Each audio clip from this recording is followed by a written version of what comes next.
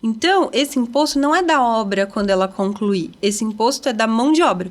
E por a gente não pagar, imagina uma indústria, ela não pagou o INSS dos funcionários o ano inteiro, no final, vai ser igual? Não vai.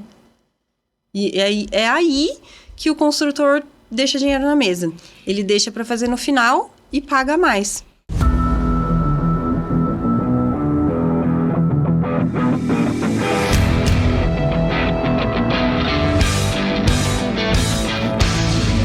No ar, Dicas da Construção Podcast, com Juarez Cavaleira.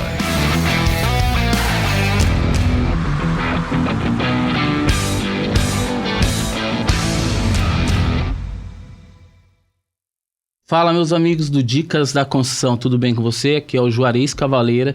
Como vocês sabem, nosso podcast é um podcast voltado à construção civil. Aqui você tem todas as dicas de como economizar na sua obra. Você vai saber desde a aquisição do terreno, passando por todas as etapas da obra até a entrega da chave na mão do cliente. Hoje estou aqui com uma especialista, a engenheira em construção civil, contadoras e especialista em redução de INSS em obra. Olha que interessante, muitas das vezes você vai construir e nem sabe que você tem que pagar imposto do que você está construindo. A nossa amiga Juliette Chagas. Fique à vontade, seja bem-vinda, minha amiga. Obrigada. Se apresente. Boa tarde. Boa tarde. Eu sou engenheira civil, sou contadora também. Tenho uma pós-graduação em planejamento tributário na construção civil e me especializei em redução de INSS de obras em pessoa física. Que legal. E quando você descobriu essa profissão? Porque eu vou ser sincero, eu nem conhecia que existia. Eu descobri quando eu quis reduzir o meu imposto, né? Eu descobri quando eu estava construindo a casa da minha família. Em 2011, eu me foquei na construção da casa da minha família. E, obviamente, eu quis economizar em tudo que fosse possível. E nessa época que eu descobri que existia a forma da gente reduzir o INSS de obras. Então, naquela época, ainda era obrigada a gente registrar a mão de obra, juntar toda a documentação, ir até o INSS, né, ir até a Receita para um oficial fazer os cálculos. Hoje em dia está tudo mais prático, mas eu descobri sendo a construtora, sendo a dona da obra. Sim. E você disse que você ama a burocracia. Eu acredito que é só você, porque eu não conheço nenhuma outra pessoa. Eu adoro burocracia. Eu acho que eu nasci, assim, tem habilidades, aptidão, gosto que a gente tem. E a primeira vez que, na vida, que eu fui atrás da gente cumprir os nossos deveres, para exigir os nossos direitos, acredite ou não, eu tinha por volta de 11 a 12 anos, reclamando numa fábrica de um tênis que descolou. Então, naquela época, eu criança, insisti pro meu pai, falei, eu usei da maneira correta, eu cumpri o meu dever. Eu tenho o direito de ter um tênis que não descolhe. E aí, dali, eu sempre fui vendo burocracias que, quando a gente entende a regra daquilo que estamos fazendo, a gente tem direito de muita coisa que a gente não usufrui. Sim. Um exemplo, assim, você tem essa profissão que para mim é uma profissão estressante só de pensar. O que você faz assim para extravasar? Porque você é mãe, você é esposa e além disso você tem essa profissão que você ajuda as pessoas a reduzir o INSS. Qual que é a sua válvula de escape? Olha, eu faço para extravasar. Eu treino, sim, né? Mas eu me perdi na resposta porque isso não é prazeroso. Ai, que legal. Então, assim, eu não preciso de uma válvula de escape para fugir, assim, para descansar disso. É claro que muito trabalho, aí passear com a família. Eu tenho 2 meninos, um de 11 e um de 9 anos. Se quiser mandar um abraço para eles, fica à vontade, vai estar te assistindo. E o Theo vão assistir. Sim. Eu sou casada há bastante tempo. Mas a válvula de escape não é para fugir aí para descansar de burocracia, porque eu acho muito prazeroso. E por eu ter esse conhecimento, geralmente quando chega em mim, é rolo. Rolo, tentaram antes, não conseguiram. Eu abro todos os documentos para achar onde que foi a falha, o que faltou, para a gente poder conseguir finalizar o processo. Você tem um hobby? Olha, esses dias eu vi uma pessoa falando que hobby, você não precisa praticar para ter um hobby. Porque eu tenho um hobby que há muito tempo eu não pratico e eu coloquei como meta esse ano voltar, que é fazer trilha de moto, que é andar de moto. Que legal. Aí, o ano passado eu fui algumas vezes, mas minha paixão é andar de moto, sentir aquele vento. Eu cheguei no meu casamento de moto com o maridão na garupa. Aí sim, pra ele não fugir. A gente chegou na festa de casamento com o meu marido na garupa, andamos pela festa, passei pelas mesas. Então, é uma paixão antiga que eu dei uma pausa, né, enquanto os filhos demandavam mais. Mas está nos meus planos retomar andar de moto esse ano. Certo. Me fale o que a pessoa tem quando te contrata para você estar cuidando do INSS. O que é o seu atendimento para o cliente? O meu trabalho é entregar a CND da Receita Federal, né?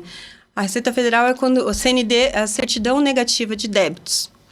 Então, são os impostos, a sua obrigação federal, você consegue comprovar que está quites com isso com a CND. E aí, é um trabalho que cada caso é um caso, né? Então, assim, eu tenho que estudar aquele caso para conseguir a CND. E por que ele precisa, né? Então, esse é o meu trabalho. Mas por que ele precisa disso? Para registrar a construção, para registrar a ampliação, a reforma. Então, ele precisa registrar no cartório. Então, e é uma das exigências do cartório, é a CND da Receita Federal. E o que ele consegue comigo é para pagar o mínimo de imposto que ele precisa. Juliette, o que eu entendi é que você é uma profissional que você leva para quem te contrata um benefício muito grande, que é a economia, né? Você vai deixar de pagar um imposto que você não precisava pagar. E isso, hoje em dia, é a primeira profissional, como já disse, que trabalha nesse segmento. Então a gente vai voltar várias vezes batendo na mesma situação. Para quê? Para quem esteja nos assistindo saber que tem profissionais dedicados a esse tipo de profissão, que é a redução do INSS. E porque geralmente eu ia fazer a impressão da guia e pagar, certo? É o meu maior concorrente. Mas se você me perguntar quem é o seu maior concorrente, para quem você perde os clientes? Para guia já pronta, que é uma guia que a pessoa não tem burocracia, que como você disse, poucas pessoas gostam dessa etapa. Então, para fugir da burocracia, ele entra no site da Receita Federal, gera a guia que já está lá pronto, com os tributos todos, é um cálculo por estimativa, então você vai pagar muito a mais do que o mínimo necessário. Então, e parece que para eles também não é muita vantagem estar informando as pessoas, quem está construindo, que ele tem esse benefício, né? Pelo que eu entendi. É uma informação difícil. É difícil. Eu que gosto de burocracia, eu que, como eu falei, tenho uma aptidão por isso, né? Em todas as fases da vida eu sempre tive afinidade. Eu tive muito trabalho para descobrir quando estava na minha casa, né? Quando eu estava construindo, eu procurei profissional da área, não achei, em 2011, não encontrei. Mas como eu leio toda a legislação, eu falei, eu vou fazer essa etapa, então eu preciso concluir a minha construção. Ali eu descobri que existia isso. Para encontrar um profissional naquela especialidade, deu muito trabalho. E naquela época eu não era contadora. Então, eu tive que contratar um contador e um trabalho em conjunto para a gente conseguir fazer o registro da mão de obra e depois eu apresentar. Aí, o que eu fiz? Eu fui fazer uma pós-graduação que ainda deixou, assim, muito a desejar. Eu fui fazer a contabilidade. Então, com uma outra graduação, eu consegui unir os dois segmentos. Para conseguir para conseguir essas reduções. E por que assim, é muito confuso. Eu sei que você vai falar e vai voltar. Até, assim, eu me esforço bastante em não usar termos técnicos, porque o meu cliente é aquele construtor que já tem uma outra profissão e constrói para ter uma economia, né? A redução do INSS, ele tem muitas regras entre tipo de construção, destinação de construção, material construtivo. E, então, eu tenho a parte da engenharia e a parte da contabilidade em si. Certo. Qual que é o seu cliente que mais te procura? É dono de construtora ou é pessoa física? Eu me especializei em pessoa física, então, porque existem benefícios fiscal que a gente consegue reduzir mais. Então, o meu foco é pessoa física. Certo. Já em construtora, em PJ também há redução, mas eu não me especializei nessa área, é possível também, mas não existe benefício fiscal para a pessoa jurídica. Ai, que pena. E daí, mas é bom não, também, é uma pena, que... mas assim, se a pessoa fizer correto dentro da instrução normativa, ela já vai reduzir, o que na prática não acontece. Certo. Eles não fazem conforme a instrução normativa, que é uma instrução enorme. A redução do benefício fiscal, existe 2, fator de ajuste e o fator social. Este é só para construtor pessoa física, que aí eu me especializei nessa área. Eu gostaria de pedir para você voltar quando você falou que você entrou nessa profissão quando estava construindo, né? Porque além de você ser engenheira, você também é uma construtora, né? Que você construía para vender, correto? Daí você precisou desse gargalo para te ajudar na parte de redução de impostos, né? É isso que eu queria saber um pouco mais disso. Na verdade, essa construção foi da minha família. Ah, que legal. Foi da minha família. Eu descobri essa redução quando eu estava, assim, 100% dedicada a gastar o mínimo necessário.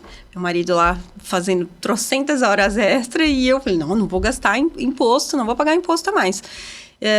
E foi nesse momento que eu descobri que era possível, mas também só descobri assim, quando terminei, falei, deu certo. Porque as pessoas acham que não é possível e que é difícil de se conseguir. Realmente é difícil de conseguir. Você tem que ir numa agência, naquela época eu tinha que ir numa agência e falar, eu quero usar esse artigo aqui.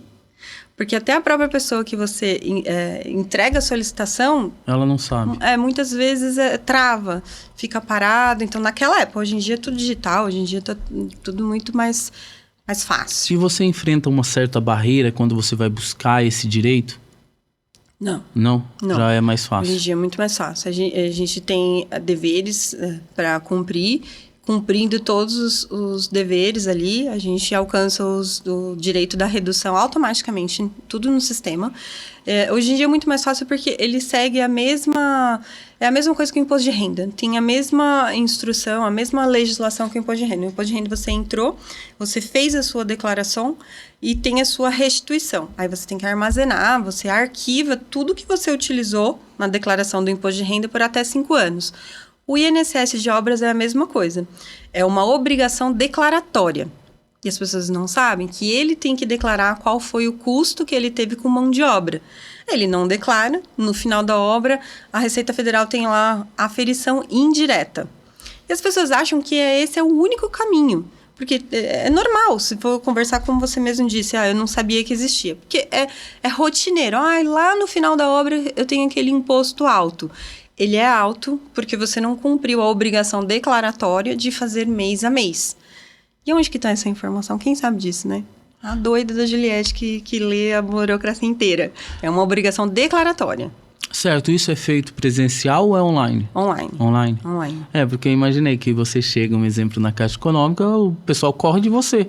Você fazer um saque, imagina um documento desse que é tão... Não, online, assim, vamos trazer para a nossa vida.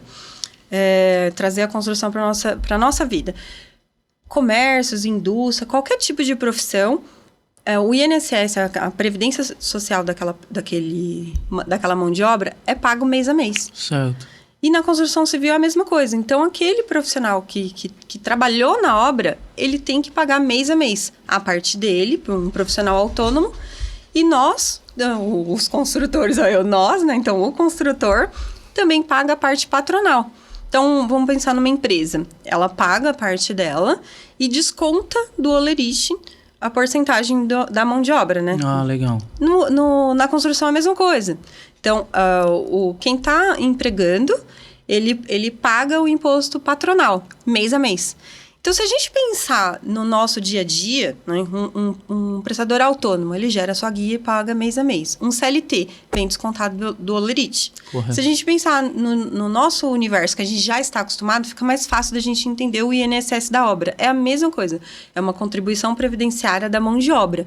Então, esse imposto não é da obra quando ela concluir. Esse imposto é da mão de obra.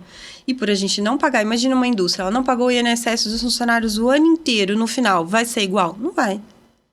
E é aí que o construtor deixa dinheiro na mesa. Ele deixa para fazer no final e paga mais. Certo. No caso, é verdade que eu posso ter até 70% de desconto no imposto da minha obra se eu pagar ela durante o decorrer dela? Verdade. É verdade.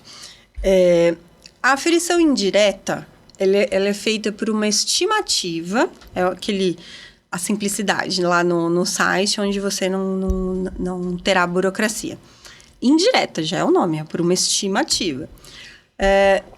Você precisa declarar, que é uma obrigação declaratória. Você tem que declarar se você teve uma mão de obra CLT ou uma mão de obra autônoma. Se você não declarar nada, a Receita ela cobra por uma mão de obra CLT. E o que é o CLT? É da indústria construtiva. Então, se você pagar os impostos da indústria construtiva, você vai seguir a lei de equiparação de pessoa jurídica. Ou seja, SESI, SENAI, SEBRAE, tudo vai ser cobrado. É como se você fosse uma indústria construtiva. Então, você tem que cumprir a instrução normativa em declarar que você teve uma mão de obra autônoma. Então, só nisso, você já tira, e cumprindo todos os deveres, né? Como eu falei, a gente tem que cumprir o dever para ter o nosso direito, né? Tem uma série de outra documentação para apresentar, para declarar mês a mês. Isso é uma da exigência da Receita para ter essa redução.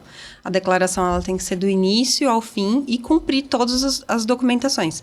Então, a gente cumprindo toda a instrução normativa, essa parte já é retirada. Não se paga essa parte de terceiros, né? E o imposto, ele sai a tributação, a alíquota, ela sai de 36,8%, ela cai para 20%. Bastante. Que é um profissional autônomo, a contribuição patronal. Sim. São 20%. Certo. E você faz o acompanhamento desse seu cliente do começo ao fim da obra, ou você já consegue resolver isso com uma entrada só de um documento? Eu faço tudo. Eu faço do início ao fim, eu faço do fim para o início, porque a maioria é do fim para o início. A maioria dos casos é quando a pessoa recebe aquele boleto enorme. Já está desesperado. Aí ele vai choramingar com algum amigo. Meu Deus, olha esse boleto que eu tenho que pagar. E por sorte, algum amigo fala. É assim que chegam os clientes para mim. Eu fiz, o meu primo fez, né? E me indica. Então, o que eu faço? Eu faço todas as declarações retroativas. É claro que vai ter multa, vai ter juros. E mesmo assim, vai ser um valor muito inferior a ele pagar por equiparação de pessoa jurídica. Que é aquele boleto de aferição indireta. Então, compensa toda multa e juros retroativa do que ele pagar sem burocracia, direto no site. Entendi. Eu gostaria de saber o que é construção regular e irregular. A diferença das duas. A construção regular é quando você está com toda a documentação correta, né? E como que funciona? O primeiro passo, você tem que emitir o alvará de construção, certo, na prefeitura e fazer essas declarações mês a mês para a Receita Federal. No final da obra é emitido o ABITSE. Lá você vai pagar o ISS, que são os impostos municipais. Juntar com a CND, levar ao cartório para averbar a sua construção. E aí a construção tá regular. Complicado, né? Essa averbação você já está no seu pacote de contratação ou não? Não, eu faço... algumas vezes eu faço também, mas o meu foco é reduzir o imposto do INSS. Manda a documentação pro cliente e ele vai lá e faz a parte de averbação. Ele vai... Porque no cartório ele vai juntar a documentação e vai averbar. O que é averbar? Você tem um lote, e esse lote ele tem a matrícula. A matrícula é o CPF daquela pessoa. Sim. Né? E é um documento de um terreno. Como que eu vou fazer para esse documento ser um documento de uma casa? E aí que é essa construção regular, né? Que certo. A gente conversou. Mas você precisa registrar essa construção, que é chamado averbar. Então, você tem obrigações municipal e obrigações federal. Pagou o imposto do município? Pagou o imposto da Receita? Pagou os dois? Juntos os dois, ó. Eu tô kits, tem as CNDs. Aí o cartório pode averbar a construção. Aí sim, não é mais um lote. A documentação lá na matrícula não é um terreno, ele é uma casa. Então, a construção está averbada, tá ali registrada. Certo, daí já não vai cobrar mais como terreno, já seria cobrado como uma casa, a parte de impostos seria o IPTU, esse tipo de coisa, né? Sim. E o que muda muito, assim, que a grande maioria assim, dos meus clientes precisam deste documento, que é exatamente isso que você falou. Não é mais um terreno, é uma casa. Muda o IPTU e hoje em dia tem muita construção financiada. Sim. E o financiamento da Caixa que financia a construção, ou até consórcio, ele vai cobrando juros do montante que você foi pegando. Então, a cada etapa da construção, o banco libera uma verba e cobra só os juros. Se ele fez, vamos supor, em 200 vezes, e uma construção de 10 meses, ele vai pagar 10 meses de juros. Por que ele me procura? Porque ele precisa averbar, tá lá no contrato com o banco.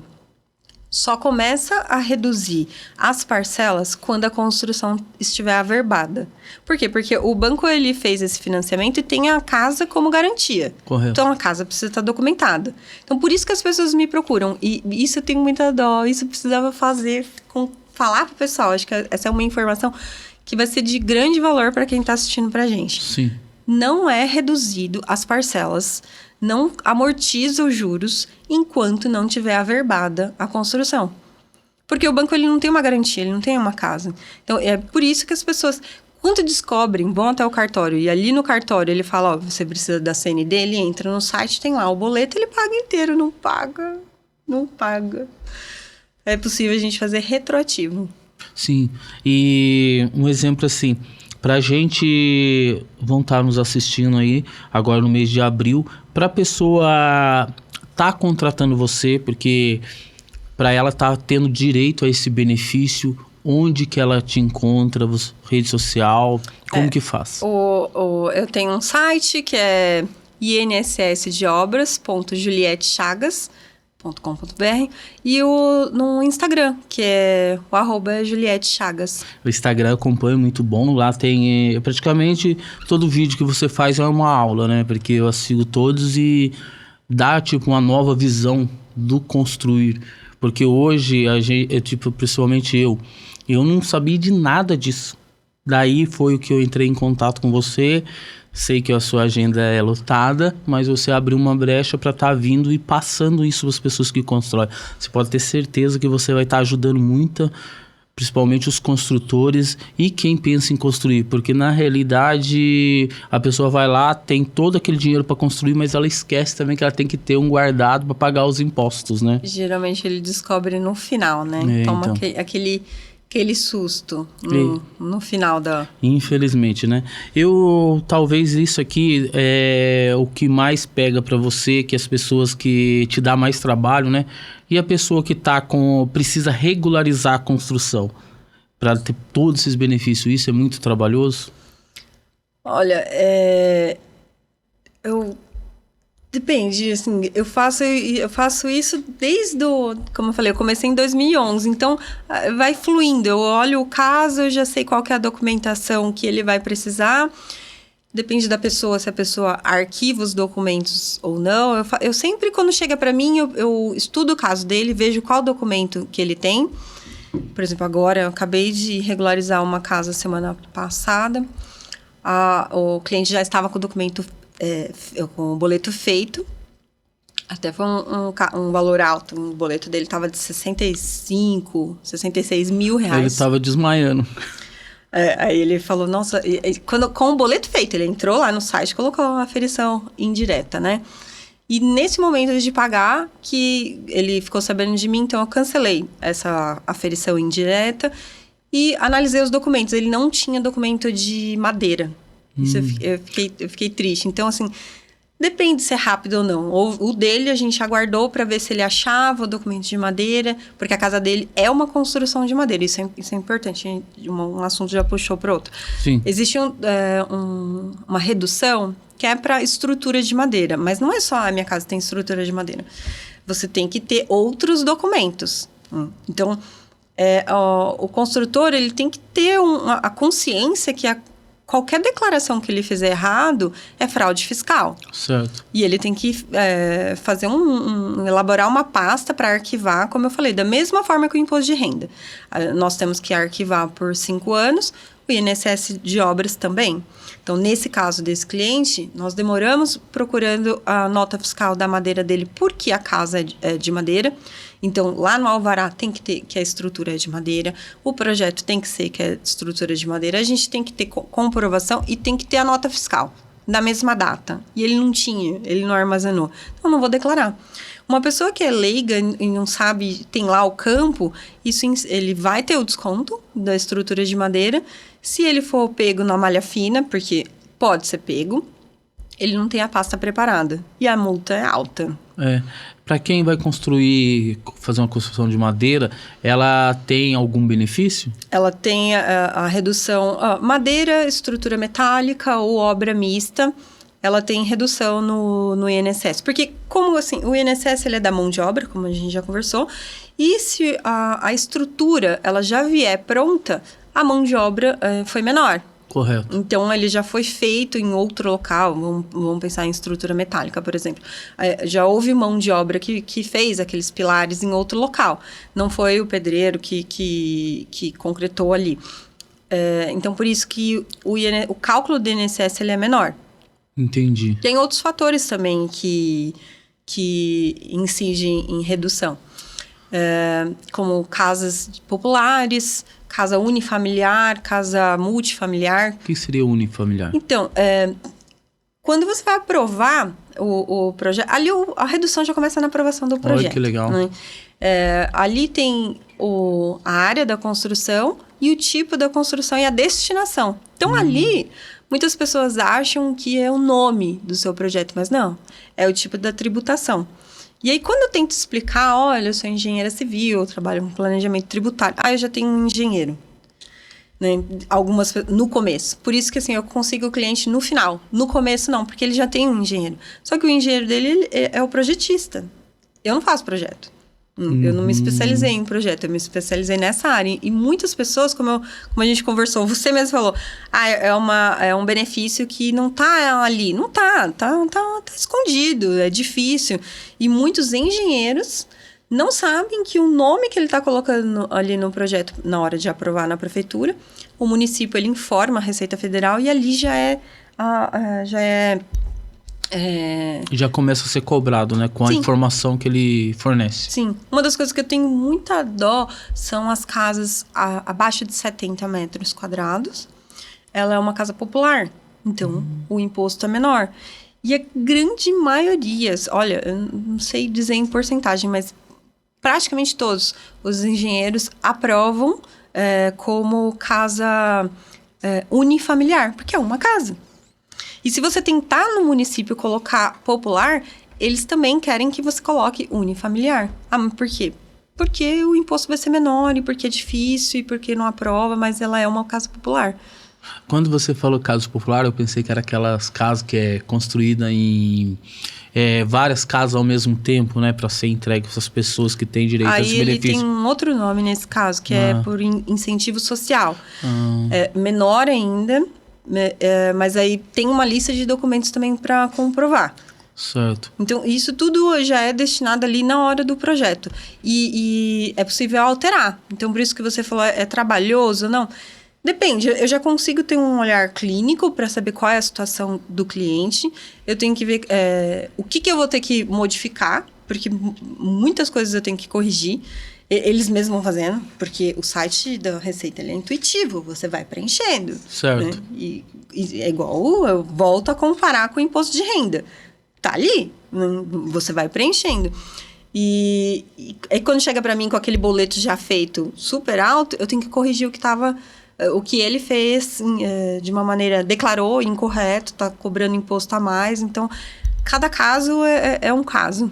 Certo, e vou voltar no que você acabou de falar nessa casa popular, que é até 70 metros quadrados, né? Pelo que eu vejo, a maioria das casas são esse tamanho, né? Só se você ir para um condomínio, né? Que daí você já vê que as casas já são um pouco maiores. E a pessoa não sabe que tem esse benefício, né? E agora, através desse podcast com você, as pessoas já vão ficar atentas. Então eu falo para vocês, ó, vocês que vai construir até 70 metros quadrados, você tem benefício que pode ser usado, principalmente na redução do INSS, né? Isso é muito importante. Eu sempre aviso. É legal que os clientes, eles voltam, porque eu aviso o que foi feito, o que poderia ter sido feito melhor, né? Para economizar tempo, para economizar documentos. E eu sempre falo, a menos 70 casa popular. Outra coisa que me perguntam, e o próprio pedreiro, né? Ele mesmo construindo uma casa para ele mesmo. Ele consegue não pagar o INSS? Porque vamos pensar, existem muitos, isso é um número alto. O próprio pedreiro ali no fim de semana, ele vai fazer na casa dele, em pouquinho, ele vai pagar para ele mesmo? Vai. Olha, pra você ver que interessante. Eu nunca vi alguém conseguindo isentar ele mesmo.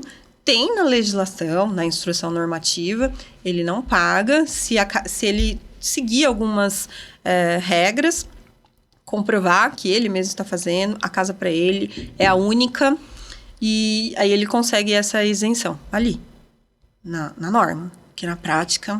Mas ele, por ser uma pessoa leiga, não vai conseguir. Não, já vai direto, e já paga. Porque muitas das vezes a gente chega assim, quando a gente vai pagar qualquer tipo de imposto, você vai mexer com um órgão público, né? O que vai acontecer? Você chega lá, tipo assim, é aquela operação tartaruga, né? O cara olha pra você, você olha pra ele, e ali deu 3 horas da tarde, o negócio tá fechando e ninguém vai pra nada. Agora, um exemplo assim, chega um profissional, daí ele sabe os caminhos que ele tem que percorrer. Já é diferente, né? Eu mesmo já desisti várias vezes de ter direito a um benefício só pela burocracia.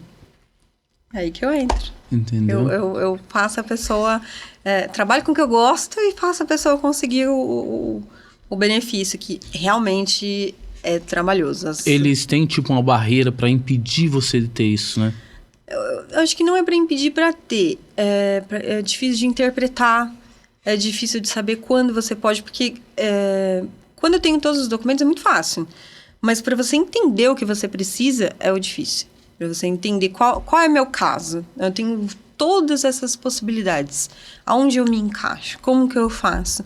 É isso que a legislação ali, para interpretar, ela é muito complicada, né? Já teve casos de você ter entrado com toda a documentação online, como eles pedem, e depois você ter que ir lá presencialmente para estar resolvendo, conversando com alguém, não. Ou até mesmo tendo que acionar um advogado para você exigir os direitos? Não precisou? Não. O sistema é perfeito.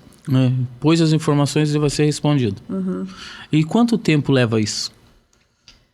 Hoje, em média? Para terminar o processo? Terminar o processo, dando que você já arrumou toda a documentação, pôs lá? Não, a documentação é que é o demorado. Eu fazer as declarações mês a mês. Aliás, isso daí é a pior etapa. É a parte que eu também não gosto. Não é tudo... São tudo flores. Essa etapa, nosso site, ele é tão devagar que eu faço as declarações no e-social, parte dela. E ainda tem uma lupa, Juarez. Tem assim, ó, na tela. Imagina, olha meu dedo, fica aquilo ali. Nossa senhora, essa é a pior parte. E depende de quantos meses tem essa obra, porque... para a gente ter a redução, tem que declarar do início ao fim. Certo. Então, varia em questão tanto o planejamento quanto o estudo. Mas eu consigo entregar um trabalho para uma pessoa em uma semana. Uma semana? Depois que eu começar. Né? Aí eu vejo quantos eu posso começar tal dia, em uma semana eu entrego. E entregando mais ou menos que uns 30 dias já está... Não. Entregou, já tá. Eu entrego a CND, eu acompanho a pessoa do início ao fim. A pessoa chega, rápido, olha, Então, isso que eu falei, no sistema, ele é muito rápido. Quando a gente declara, aí ele vai pagar a guia. Eu vou fazer as declarações, ele vai pagar a guia. Quando compensar o pagamento, a certidão negativa já é emitida. Assim que compensar. Que legal. No próprio site também. E aí, é com aquele documento que ele vai até o cartório.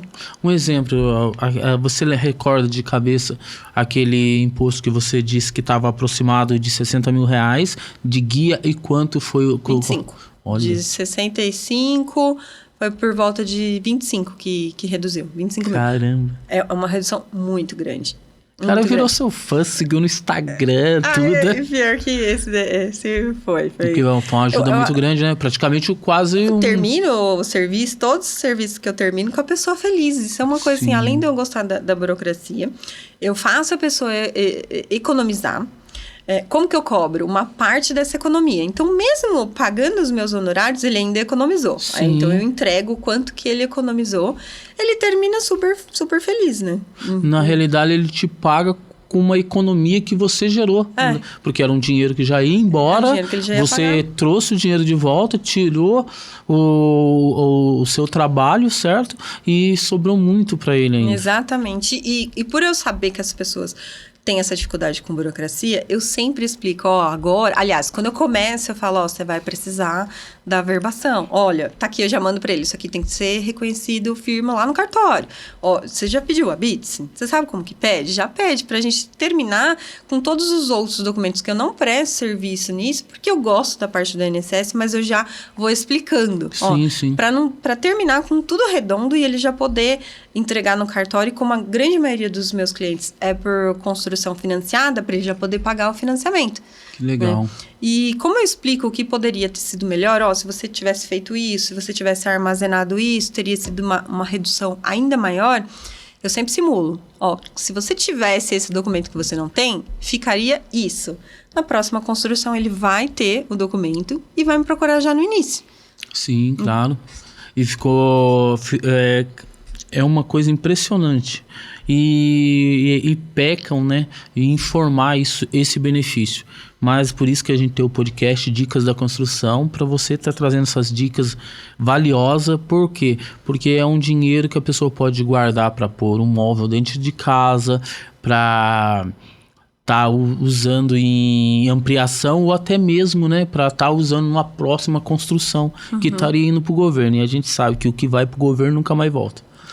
Entendeu? Então a gente trabalha muito nisso para quê?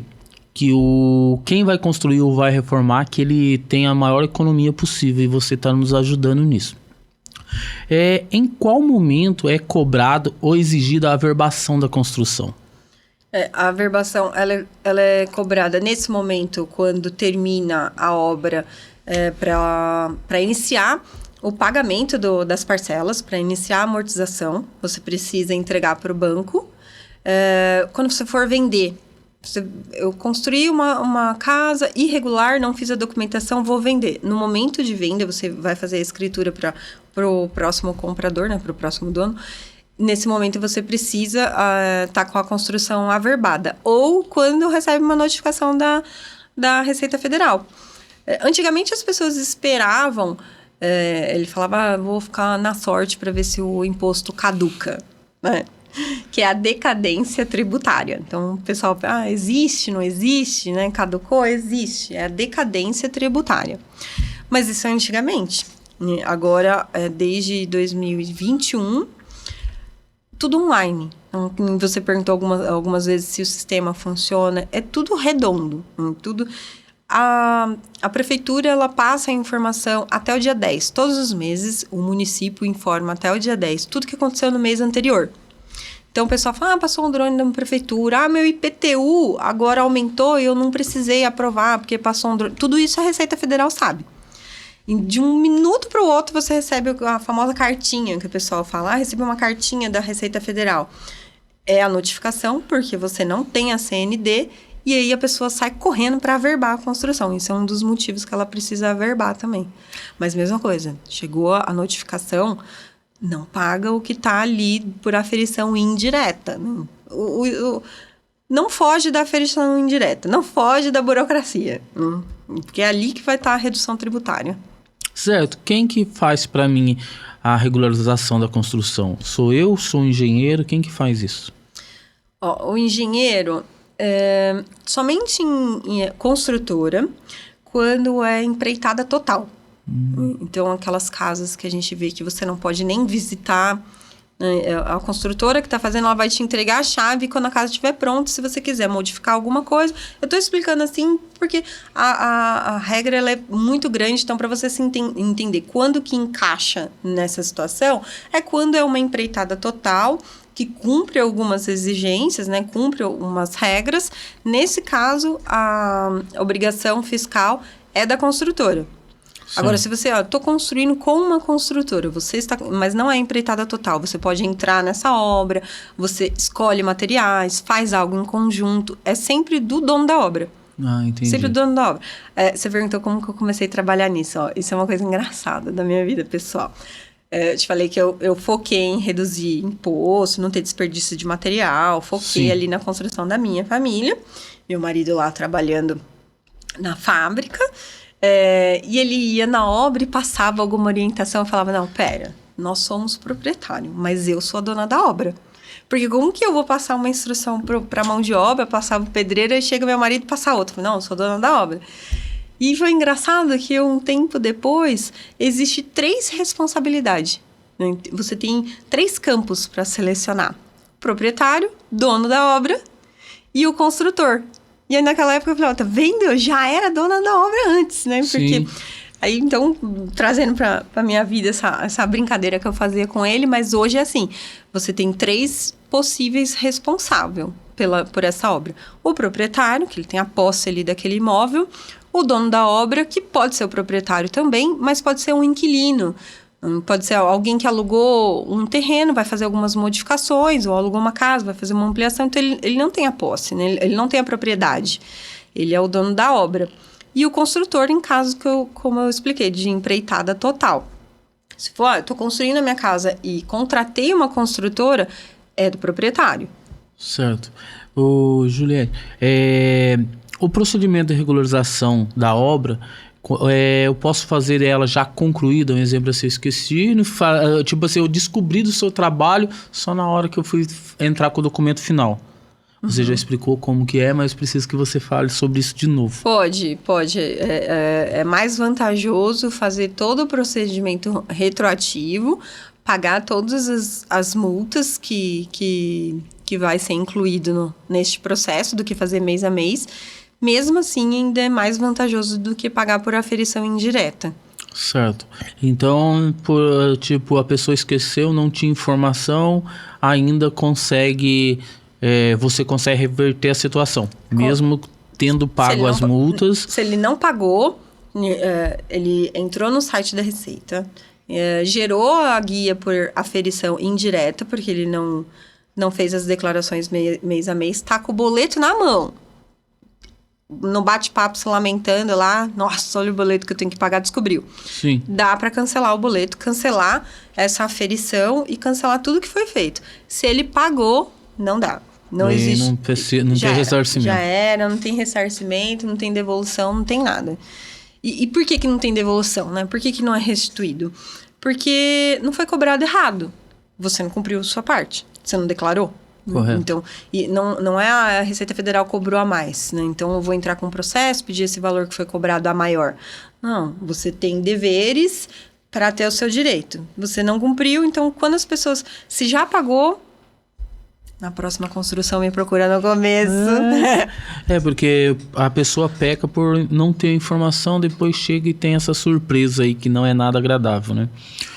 Eu gostaria que você falasse sobre o INSS de obra.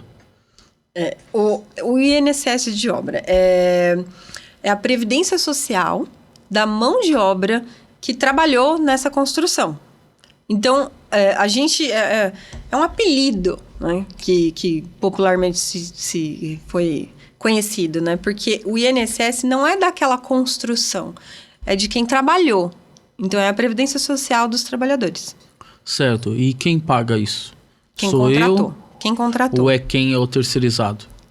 Não, quem contratou. Então, quando a gente cria o Cadastro Nacional de Obra, quanto mais eu explico, mais coisas vão aparecendo, Sim, né? isso é muito interessante. Quando a gente cria o Cadastro Nacional de Obras, que é o CNO, lá que tem determinado quem é o responsável da obra. Quem é o responsável da obra é quem vai pagar a conta. Então, é nisso. Eu falei que, lá no começo da nossa conversa, eu falei que nem tudo... Você está nomeando, mas você não está nomeando. Aquilo não é... quem é o responsável? Não, é quem vai pagar, quem é o responsável pelos tributos que aquilo ali vai gerar. Entendi. Porque eu tinha essa dúvida, porque um exemplo assim, geralmente, quando a gente tem uma empresa de construção, todos os prestadores de serviço, eles nos geram nota fiscal, porque a gente paga eles como empresa, então e eles também pagam o INSS. Daí eu achei que, tipo assim, isso aí era dividido, entendeu? Ou a gente pagava e ele não. Vou voltar para os trabalhos que a gente já conhece, né? Para o CLT. A empresa paga uma parte, que o pessoal costuma falar, é o dobro do salário da pessoa, né? Então, a empresa, ela paga uma parte e desconta uma parte. Então, existe 2 contribuições, de quem contratou e de quem trabalhou. Na obra é a mesma coisa, na construção civil é a mesma coisa. Existe o imposto patronal, que é os 20% se você contratar uma mão de obra autônoma, que seria a parte da empresa. E existe o INSS dos segurados. Então, é esse o nome, patronal e segurados. E isso é responsabilidade do próprio autônomo. Ele tem que gerar a guia dele, ele tem que pagar, se ele for MEI, ele paga aquela taxa mês a mês. Então, é isso. Se ele for MEI, ele paga aquele valor lá mês a mês, ele está pagando a parte de segurados. Certo. Mesmo ele pagando o MEI todo mês, é isso que o pessoal fala, eu já paguei o MEI. Não, você pagou os segurados do MEI. E quem contratou tem que pagar os 20% do patronal. Certo. Eu preciso que você fale de novo para mim. Não, mas posso só incluir claro. uma informação nesse trecho que eu acho que quem tá pensando, quem tá assistindo a gente, tá pensando, mas eu não tenho MEI, né? Eu não contratei MEI. Eu sempre faço as declarações do valor que esse prestador de serviço recebeu dentro do que ele pode declarar, né? Se ele for MEI, ele tem um valor a mais. Se ele for autônomo, o valor ele é menor, para não ter que declarar imposto de renda. Então, eu faço esse planejamento também para ficar bom para todo mundo, né? Para a mão de obra também. Né? Porque a gente está falando do dono da obra, mas a gente tem que falar da mão de obra. Então, eu faço esse planejamento para ele também. Certo. Você tocou num assunto muito importante, que geralmente você contrata para construir a obra, você pega pessoas assim, diaristas. Como que é feito numa situação dessa? Recibo. Recibo. Recibo, porque um profissional autônomo ou o MEI, ele tem que entregar nota fiscal se o contratante for pessoa física. Entendi. Então, essa é a legislação. O contratante pessoa física, ele é obrigado a entregar nota fiscal. E o contratante pessoa... Desculpa, falei errado. O contratante pessoa jurídica, certo, ele é obrigado a dar nota fiscal. E o contratante pessoa física é recibo. Daí no recibo a pessoa lá preenche a mão e isso serve. Preenche a mão, mas aí tem que ter todas as informações que a instrução pede. Não é um recibo, é um recibo preenchido à mão com todas as informações que a instrução pede e distribuído mês a mês, né? Entendi. Não, mas essa parte eu faço o planejamento para a pessoa, porque é difícil a pessoa saber. E nisso ele envolve o quanto ele vai pagar, porque é uma porcentagem. Então, nessa parte tem o planejamento. Certo. Você consegue me passar passo a passo quais são os impostos cobrados no final da obra? O INSS, né, que você contou? Que é o federal, e ele tem que pagar o municipal, que é o imposto sobre qualquer serviço, que é o ISS. Uhum. São esses 2 impostos que é o fundamental, isso? Sim, ou são só eles mesmo? Só eles, para ele poder averbar a construção. Então, ele paga as obrigações municipal, quando ele for tirar o habite, e paga o federal, para pegar a CND. Com as 2 CND, né? Com as 2, ele vai até o cartório e registra. Então, são essas... O registro é registrar, averbar a construção é um valor baixo. Certo. O que é habites? Habites é uma coisa legal de perguntar, porque a gente está sempre fazendo obra financiada e como são os 2 que precisam, né? A CND e o habites. O Habite-se ele vai comprovar que aquela casa está habitável, né? Habite-se, né? O pessoal fala, tem algumas pessoas que acham que é Habite-se. E é um termo de conclusão de obra. E, na verdade, o que é terminar a obra? Isso que eu acho mais interessante a gente explicar para quem está assistindo. Uma obra, ela tem que estar coberta, fechada e com a parte hidráulica 100%. Então, isso a sua obra está acabada. Então, se você vai fazer jardim, instalar luminárias, isso não faz parte da obra. Então, se você precisa do seu Habite-se para levar até o banco, se a sua obra terminou, já pede. E as pessoas acham que tem que terminar a construção. Não. Isso é perfumaria. Eu vou instalar luminária, vou montar o meu jardim, vou pintar, vou fazer... Isso é decoração da casa. Então, termina a obra e já solicita o Habite-se, porque é demorado. A prefeitura é bem demorada. Eu tenho um cliente que demorou 2 meses. Imagina, você paga 2 meses de juros sem amortizar a sua dívida. E a CND da Receita eu faço em 1 semana. Daí ele vai ficar mais 1 mês e meio esperando o Habite-se. Esse Habite-se, ele é só depois que ele é gerado que entra o IPTU, né? Que daí ele é considerado um imóvel, é isso? Sim. Ou estou enganado? Não, é isso mesmo. Então, quanto mais demora para eles, mais demorado vai ser para eles receber a parte de impostos, né? Também, Mas é porque existe uma vistoria física. Então, ele tem um número de pessoas para poder atender, né? Porque quando é feito o alvará de construção, é entregue o projeto foi aprovado, e lá no final, essa pessoa da prefeitura, esse engenheiro da prefeitura, ele vai até a obra para vistoriar se a construção está idêntica ao projeto que foi aprovado. Certo. Então, por isso que demora. Eu lembro de um fato interessante, eu trabalhava numa construtora e de uma hora para outra as vendas de apartamento pararam. Daí, e o desespero, porque já tinha liberado o Habite e todos os apartamentos já estavam com os impostos para pagar mensal, entendeu? O rapaz ficou desesperado, ele falou, poderia ter demorado mais para liberar, e foi liberado rápido. Então, essa é uma das situações. Você explicou, né, qual é o momento que a gente pode pedir o Habite-se na prefeitura? Terminou de levantar, cobriu, fechou. E fez a parte hidráulica, né? Cumpriu todos os seus... Volta de novo, cumpriu o dever, né? Terminou de fazer a obra em si, já pede. Não precisa ter os acabamentos. Então, se for da parte hidráulica, tem que instalar. Agora, os acabamentos que a gente considera como decoração, não. Eu falo sempre... O finalzinho é sempre a parte, assim... no final da obra, as pessoas estão fazendo os planejados, instalando os boxes, instalando as luminárias, os espelhos das tomadas, dos interruptores, né? Esse acabamento que estão fazendo no final, que é aquela parte, né? Então, isso não precisa. Olha que legal. Isso não precisa, né? Então... Porque muitos têm na cabeça que a casa tem que estar totalmente habitável, né? Pra você ir lá e pedir, Mas tá habitável, né? Se você tiver com uma lâmpada ali sem a luminária, tá habitável. Se você tiver na terra, seu jardim tá na terra, você ainda não colocou a grama, tá habitável. É justamente ver se tá... É que a pessoa tem... Assim, vou terminar realmente, paguei tudo, terminei, não tenho mais mão de obra, vou mudar. Aí o dono da obra, ele acha que é assim que tá concluído, né? Eu imaginei isso também. O que vem primeiro, o Habite-se, o CND ou o INSS? O INSS o ISS é o pagamento quando você emite o Habite-se. Então, são duas coisas ali... Não é a mesma coisa, mas é simultânea ali na prefeitura, né? A CND, ela é pago... Você consegue gerar a CND depois de pago mês a mês todas as suas obrigações federal. E qual que é a regra, né? Se você entrar na Receita Federal e ler a instrução normativa, você pode fazer junto. Olha que legal. As pessoas acham que depende do outro. São duas obrigações separadas e você pode fazer junto. A regra da Receita você tem que fazer mês a mês.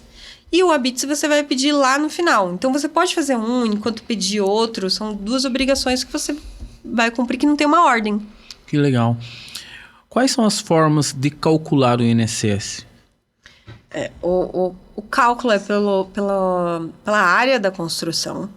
Então, como a gente falou de uma casa menor, de uma casa de condomínio, isso vai mudar.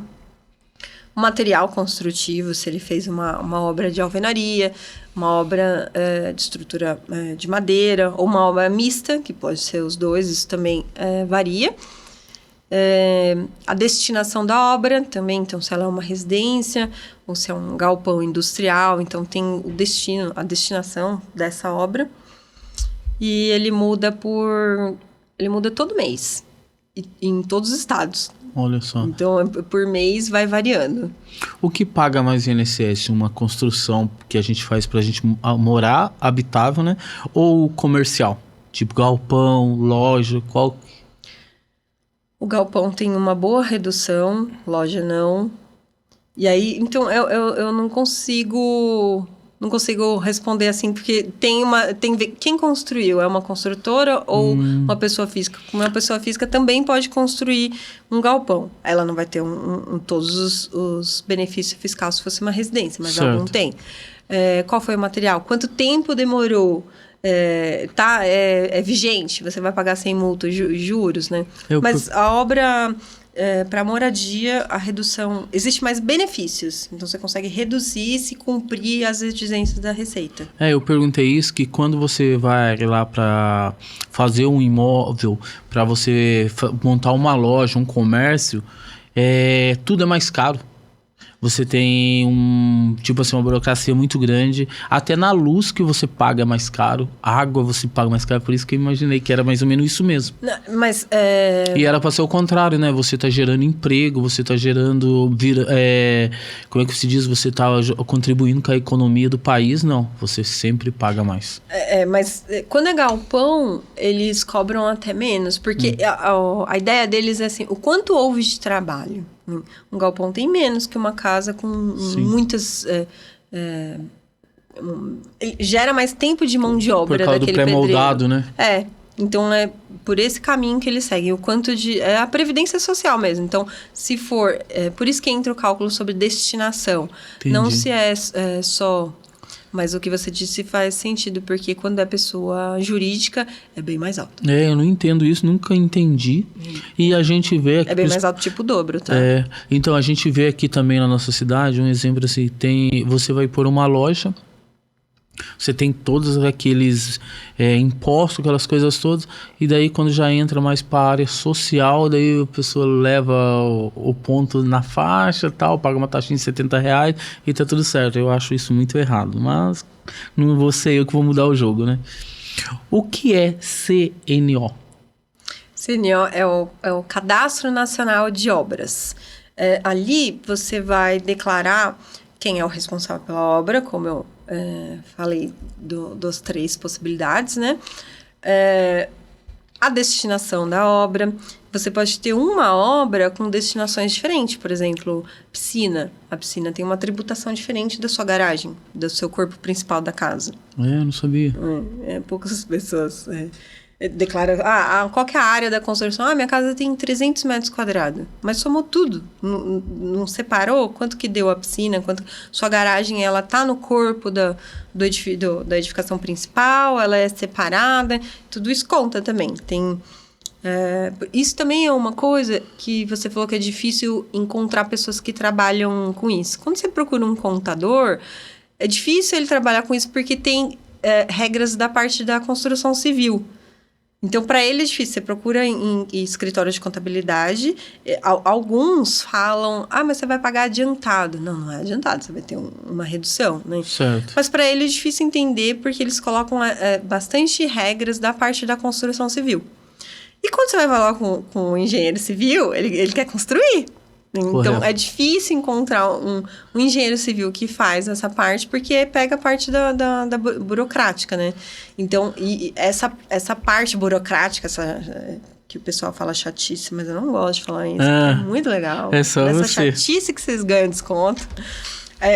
Quando você declara correto. A minha casa é 300 metros, mas eu tenho essa piscina, né? Então, a tributação da piscina vai 70%, 75% a menos que do corpo principal da casa. Tem isso aqui de garagem, então ali eu tenho eu vou declarar o que tem nessa obra e como que ela é. Certo. No CNO também declaro o que já é existente, porque você pode fazer uma ampliação da sua casa, também paga o INSS dessa ampliação, então eu vou declarar. Eu já tenho essa área, vou aumentar essa área, então ali declara tudo. Esse CNO ele tem que ser feito até 30 dias depois do alvará ser emitido, porque senão pode ocorrer multa. Mas como que a Receita vai saber? Porque o município informa. Você falou que é mensal, né? Mensal. Do 1º ao dia 10, ou todos os municípios, é Brasil, né? Ele tem que informar a Receita. Informa tudo, o alvará de construção, o habite-se, alvará de demolição, de ampliação. E aí você tem 30 dias para abrir esse CNO. O CNO também é usado no banco, quando o banco... quando a pessoa está construindo com recurso bancário, quando ela está construindo, que vai liberando o recurso por etapas. Certo. Para liberar a primeira etapa, o dono da obra ele tem que apresentar o CNO. Senão o banco não libera a primeira etapa. Certo. Quem vai ampliar a casa tem direito a esse benefício? Tem também. Tem. Exemplo, se eu preciso aumentar a minha casa, que ela está pequena, a família cresceu, daí eu posso contar com esse serviço de você também. Sim. Inclusive, é mais fácil, é mais difícil, como que é? É a mesma coisa. Mesma regra, não muda nada. Eu vou declarar nesse CNO a casa já existente, qualquer edificação, a área já existente, vou puxar a documentação e colocar como existente e colocar o da ampliação. E aí os cálculos são feitos na ampliação. Olha aí que legal. segue as mesmas regras. Porque a gente vê muito imóvel que depois de um certo tempo ele sofreu ampliação e a gente sabe que ele não pagou. Tem esqueci, tô rodando aqui um Reels de um jardineiro aqui da nossa cidade, esqueci o nome dele, que ele postou a notificação que ele recebeu, ele tá ampliando e recebeu uma notificação. Daí, vários comentários, o pessoal falando, alguém dedurou, né? Então, acontece de alguém dedurar, ou o próprio drone passar, viu, tá ampliando, aí ele parou. Aí ele perguntou, alguém conhece? Já com a mãozinha, né? Aham. Todo mundo nunca ouvi falar, não sabia. E aí, eu já entrei lá no... Acontece, chamou ampliou, ele pra conversar. Ampliou, tem que... Mais um exemplo assim, eu ampliei e tô 5 anos lá e nenhum órgão fiscalizador apareceu. E daí, caduca? Sim, entra na decadência, caduca. Porque não tem como fiscalizar a Receita porque eu não declarei. Agora, o que a gente mais consegue, o que a gente vê, as obras que entraram em decadência tributária são as obras antigas. As novas, elas recebem a notificação depois que tudo está automatizado. Para alguém te esquecer, é muito difícil, né? Mas aí as obras antigas acontece muito. Outra coisa que, ai meu Deus do céu, que dor no coração que eu sinto.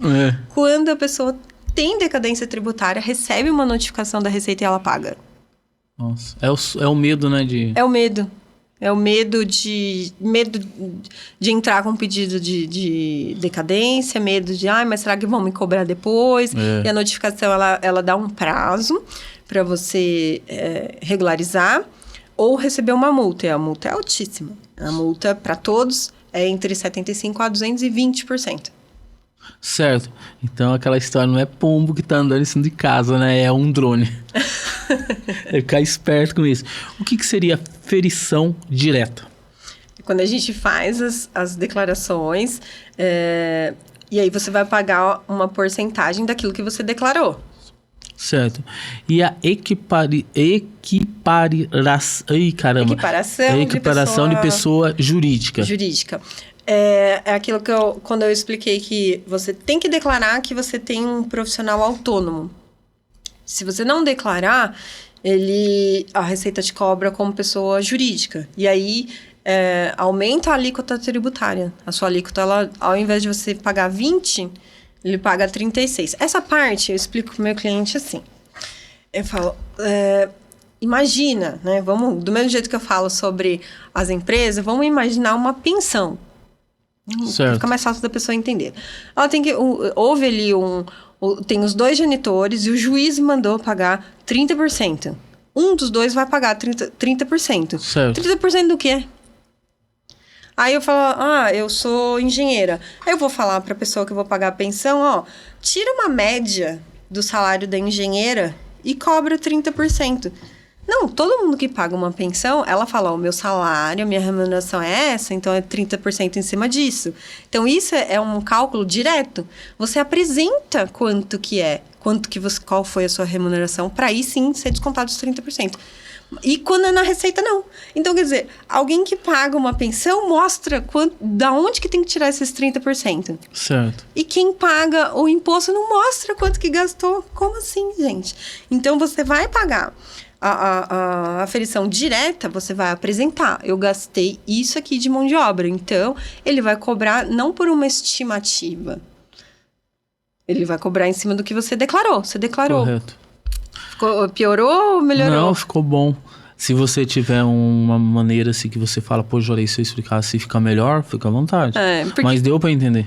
Quando eu tento explicar, porque, como eu falei, eu trabalho com o construtor que não é o construtor, ele tem uma profissão e também constrói. Sim, sim. Então, para eu explicar, eu falei, não, você tem que apresentar o cálculo, né? Igual uma pensão, você apresenta, eu ganho tanto, tira, ele entende na hora. Entendi, ficou show. Quais as exigências para obter o benefício fiscal? Apresentar toda a documentação conforme o benefício que a gente vai optar naquele caso. E uma das exigências que isso é para todos é a gente declarar do início ao fim. Pagar o INSS do início ao fim, mês a mês. Que pode ser retroativo. A maioria dos casos não é do início ao fim, é do fim para o início, né? E qual, de certo, isso deve ser perguntado muito para você, qual a diferença da fraude fiscal e do benefício fiscal? A fraude fiscal é quando você utiliza de algo que você não tem para conseguir uma redução. Como eu dei o exemplo do meu cliente, que eu fiquei triste que ele não tem a nota fiscal, e a gente declarar que tem ali. Ele não tem. Se ele parar na malha, é como fraude fiscal. Então, tudo que todo o movimento que você fizer para obter uma redução sem cumprir ali os deveres, isso é uma fraude fiscal. Qual a diferença do construtor MEI e o autônomo? O MEI, ele abriu, né, o seu MEI, paga ali mês a mês. Então, ele tem um valor para ele gastar, para ele faturar no ano, que é um valor mais alto que o autônomo. O autônomo é aquele profissional que não tem o MEI e, de vez em quando, ele faz um bico, ele faz Então, ele faz um trabalho extra, ele pode receber até 2.000, não me lembro o valor exato, 2.112 do ano passado. Para esse ano mudou, agora a gente está na época da mudança, né, das declarações do imposto de renda, então agora que muda. Ele pode fazer um trabalho, prestar um serviço nesse valor sem pagar o imposto de renda. Já o MEI, ele tem um montante maior para faturar no ano. Você falou que no caso do pedreiro, que é prestação de serviço, é autônomo no caso, né? Qual que é o valor? 2.112. Isso aí é o valor que um servente ganha. Então não foge no imposto, não tem como. Mais do que isso, tem que pagar o imposto de renda. Certo. 2.112 para o ano passado. Esse mês está mudando para esse ano. Eu não lembro o valor exato desse ano. Eu também não estou vendo por aí. Só para você dar uma base, eu trabalhava numa empresa e tinha uma profissão lá chamada, acho que era bloquista, uma coisa assim, que eles assentavam o bloco com uma espátula e eles eram muito rápidos. Um exemplo assim, um andar era uma semana para eles pegarem e subir um andar e já colocar a laje. Os caras chegavam lá de carro de 100 mil, isso aí em 2013. Porque os caras eram muito rápidos e era só eles na profissão. Um exemplo assim, um pedreiro, ele tinha 2, 3 ajudantes só para ele. Você não imagina quanto que um cara desse paga de imposto. Eu acredito que já deve ter 100 empresas, né? Porque não tem como, porque o cara ganha muito. A parte dos pedreiros mudou bastante, né? E profissionalizou muito, né? Eles trazem uma boa economia para quem constrói, se a mão de obra for boa, né? Certo. Ô, Juliette, deixa eu perguntar. Eu esqueci de perguntar alguma coisa, estamos chegando nos minutos finais. Tem alguma coisa que eu esqueci de perguntar que você acha importante, o nosso público está sabendo? Não, eu acho que a gente abordou. Com certeza as pessoas ficam com alguma outra dúvida, né? Porque o assunto realmente é bem complicado, né? Complexo. Sim. Mas acho que a informação principal foi transmitida, que é que existe 2 formas de se cobrar o imposto quando você declara e quando eles calculam, né? Essa é a informação mais importante, que agora, quando a pessoa precisar pagar esse imposto sabendo, ela vai fazer as declarações, né? Sim. Agora a gente vai chegar naquele momento do bate-bola, tá? Você não sabe das perguntas, logicamente. Vamos lá? Quem é a sua maior inspiração? Nossa. Minha maior inspiração... Gente, eu tenho muitas. Pode ficar à vontade. Mas pessoas... Assim, Pode ser as pessoas da sua família, porque você sai de casa todo dia. Eu me inspiro na minha família, na família do meu esposo que eu peguei pra mim, que eu falo que é minha. Essa é a minha maior inspiração. Eu mudei de profissão para ter um contato maior com os meus filhos e poder ter um trabalho em home office para poder tê-los próximo. Então, eu acredito que a minha maior inspiração é realmente minha família. Olha que legal. Se você pudesse voltar quando tinha 20 anos, o que você faria diferente? Eu acredito que eu fiz o melhor dentro das possibilidades que eu tinha naquela época. Porque sempre quando eu ouço alguém falando isso, se eu voltasse, eu voltaria com a maturidade que eu tinha naquela época. E eu acredito que eu fiz o melhor naquela época. Agora, se eu fizesse agora, eu já sou uma mulher mais madura, né? Eu tenho 41 anos. Então, se eu voltasse, eu acho que eu faria igual. Não porque eu fiz perfeito, eu não errei. Mas porque o conhecimento que eu tinha com aquela idade foi o melhor que eu pude fazer. Certo. O que você acha mais importante, network ou fazer uma faculdade? Meu Deus. Ambos são tão importantes. Eu acho que o network. Eu acho. Certo. Se você pudesse começar do zero, o que você faria diferente?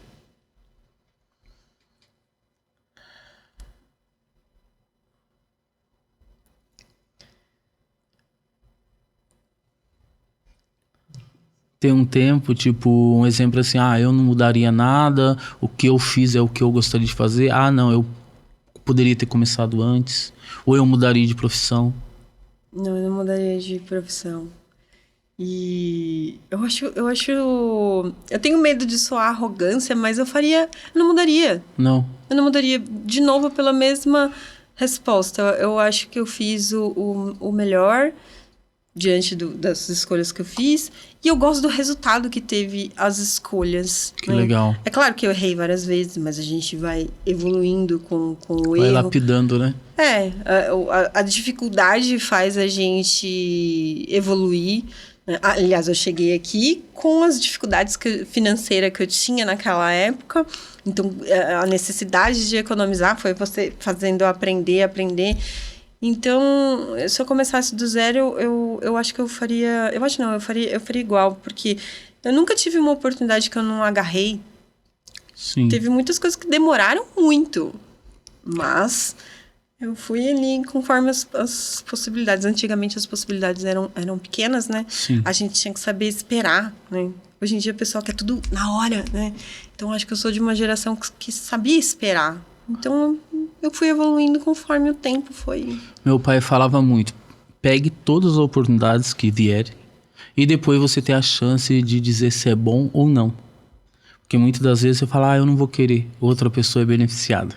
E você fala, putz, perdi. Então pegue, vê se serve. Se não servir, você deixa para outra pessoa. E aí você vai ter a sua própria opinião, né? Assim, Sim. Quero, não quero, aprendi, não aprendi. Mas mesmo que a gente não siga naquilo, é uma experiência, né? Uma coisa também que meu pai falava muito assim, as pessoas sempre esperam a oportunidade certa para começar certas coisas, ou um projeto, ou qualquer outra coisa na vida, né? Eu já sou daquela história assim, eu chuto a bola e vou correndo atrás e vou ajeitando quando vê chega no que a gente precisa. Porque a oportunidade nunca vai ser ideal, né? Eu acho que na verdade, a gente não se sente preparado, né? Sim. Tá sempre querendo melhorar, sempre querendo... Eu acho que se eu esperar o momento certo para fazer alguma coisa, eu não vou fazer, porque eu sempre quero evoluir, se corrigir, melhorar, buscar, né? Então, se você se sentir, tô preparado para isso... Não tem motivação, né? Então eu vou fazer com o melhor que eu consigo e na próxima eu vou melhorando. Começo tem cara de começo, né? Sim, sim. Mas você tem que... O legal é a evolução, né? A gente vai acompanhando, né? Vamos lá. Qual seria seu melhor conselho para a geração que está entre 20 e 30 anos? Essa é uma geração complicada, hein?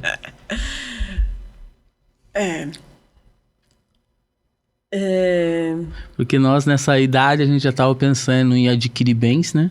A gente já estava, praticamente já no mercado de trabalho produzindo, né? Nossa, meu primeiro registro eu tinha 14 anos. Eu comecei a pagar minha previdência privada, eu tinha 17. E isso porque eu tive uma infância sem oportunidades. Então, assim, quero melhorar. Agora, o pessoal hoje... eu acho que os pais cobram menos também, né? Antes a felicidade estava numa boa profissão. Hoje em dia os pais já não cobram tanto. Então, Mas eu acho que na nossa geração, por não ter muita oportunidade, a gente ia e buscava a oportunidade. Hoje não, dando exemplo assim, o pai que sofreu naquela época, hoje ele dá do bom e do melhor porque ele não quer ver o filho sofrendo. Será que não seria isso? E daí cria filhos fracos. Sofrer faz parte, né? Sim, do processo. Às vezes os avós dos meus filhos querem dar alguma coisa. Não, esses meninos têm que ter vontade. Eles têm tudo, mas não têm vontade. Então é combinado entre a família quando pode dar aquilo que eles querem, né? Porque desejar faz parte, né? Se você quer, já tem, vai chegar nos 20 dessa forma, né? Ou nunca vão sair da casa dos pais. E o desejo faz parte dessa motivação, né? Correto. E não sair da casa dos pais, eu não acho... hoje em dia, saindo mais tarde, eu acho que isso é uma coisa que eu converso bastante, né? Você pode morar com seus pais, mas como um adulto, né? E não vejo problema, mas o problema é você morar com os pais como uma criança, né? Alguém te alimentando, pagando as contas, e pagar as contas não é, você pagar água, não, é realmente pagar água. Se subiu, você vai na agência, vê que vazou, né? Porque cuidar de uma casa, nós estamos falando de casa, é uma empresa, tem vários departamentos, então você vai morar com os pais sem problema, mas como um adulto, né? A minha mãe, quando eu entrei 14 anos, ela falou, essa casa é sua, se vira. Já foi pra fora, filho, mas não pra fora, porque ela deu uma casa. Mas já tinha que ter todas as responsabilidades. Ela passava pra ver se tava tudo certinho e pau no gato, filho, não tinha essa não. Juliette, muito obrigado por você vir, foi maravilhoso. Obrigada. Gostaria que você deixasse suas redes sociais, as pessoas te procurarem. Fica à vontade, é seu espaço. Me procurarem, o meu Instagram é Juliette, né, com E no final, Juliette Chagas, e por lá eles conseguem me encontrar. Que legal. Muito obrigado para vocês que ficaram até agora com a gente. Peço para vocês nos seguir no Instagram, no YouTube, não esqueça de apertar o sininho lá para receber todas as notificações. Todas as quarta-feiras, às 20 horas, tem episódios novos. E não se esqueça de pedir para a Juliette as informações, todas as dúvidas, deixe lá, ela vai estar lá respondendo e vai ajudar muito vocês na hora de pagar o INSS da sua obra. Não perca e até o próximo